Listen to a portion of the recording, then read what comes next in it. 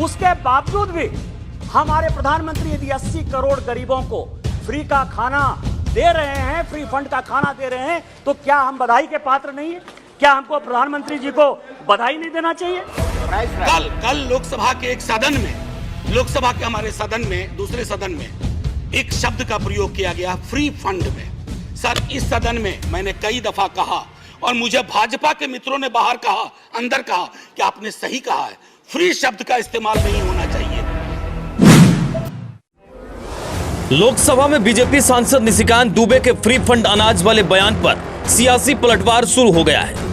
राज्यसभा में आरजेडी सांसद मनोज झा ने निशिकांत दुबे की तरफ से फ्री फंड शब्द के इस्तेमाल पर आपत्ति जताते हुए कहा, यह सही नहीं है, इस तरह के शब्द का इस्तेमाल नहीं किया जाना चाहिए।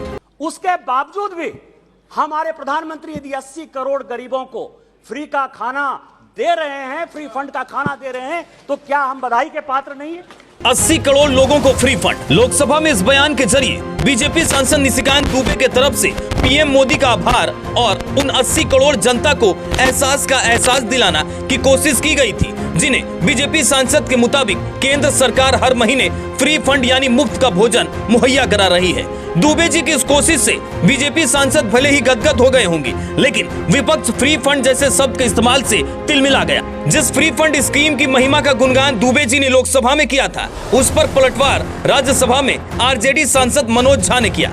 कल लोकसभा के एक सदन में, लोकसभा के हमारे सदन में, दूसरे सदन में एक शब्द का प्रयोग किया गया, फ्री फंड में। सर, इस सदन में मैंने कई दफा कहा और मुझे भाजपा के मित्रों ने बाहर कहा, अंदर कहा कि आपने सही कहा है, फ्री शब्द का इस्तेमाल नहीं होना चाहिए। सर, मेरे समक्ष, मैं आपके समक्ष रखता हूं, वो पढ़ूंगा नहीं सर, आर्टिकल 38 एंड 39। अगर उस व्यक्ति विशेष के बयान को 38, 39 के नजरिए से देखिएगा तो आप में से कोई भी उनके पक्ष में खड़े नहीं होंगे। आप सब कहेंगे आपकी सरकार ने 2-4 जगह बैनर बदले हैं, मुफ्त की जगह निःशुल्क लिखे हैं, निःशुल्क लिखना शुरू करिए, ये गरिमा को बचाने वाला काम होगा। ये फ्री में दे रहे हैं, फ्री फंड का दे रहे हैं। हालांकि मनोज झा ने फ्री फंड की जगह जिस निःशुल्क जैसे शब्द का इस्तेमाल करने की सलाह दी, उसमें फर्क हिंदी और अंग्रेजी का है। दोनों शब्दों का भावार्थ तकरीबन सामान्य ही है। राजनीति जहां इन दो शब्दों के बीच उलझ गई, वहां एक सवाल यह भी बनता है कि 135 करोड़ की आबादी वाले देश में अगर आजादी के 75 साल बाद भी 80 करोड़ जनता फ्री के अनाज पर निर्भर है, तो नीति और योजनाओं में कमी कहां रह गई, जिसे गरीबी कम करने और जनजीवन के स्तर को ऊपर उठाने के लिए तैयार की गई थी। दुबे जी जिस फ्री फंड की योजना का बखान करते हुए गर्व का एहसास कर रहे हैं, उन्हें यह सोचने की जरूरत भी है कि गरीबी उन्मूलन जैसी योजनाएं विफल क्यों रही। उसके बावजूद भी हमारे प्रधानमंत्री यदि 80 करोड़ गरीबों को फ्री का खाना दे रहे हैं, फ्री फंड का खाना दे रहे हैं, तो क्या हम बधाई के पात्र नहीं है? क्या हमको प्रधानमंत्री जी को बधाई नहीं देना चाहिए?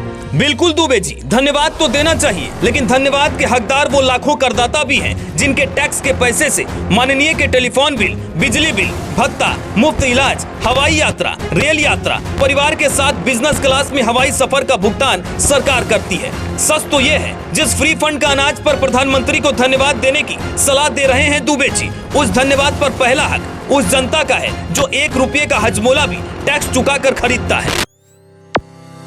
The Blackboard, Best Coaching Institute of Ranchi।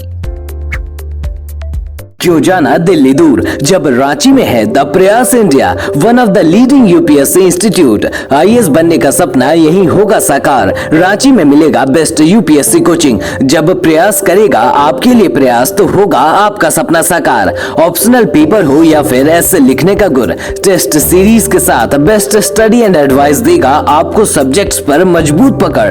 Hindi या इंग्लिश दोनों भाषाओं में होगी शिक्षा आसान। अगर देखा हो आईएएस का सपना, तो प्रयास है the best. Join the best UPSC coaching centre the प्रयास।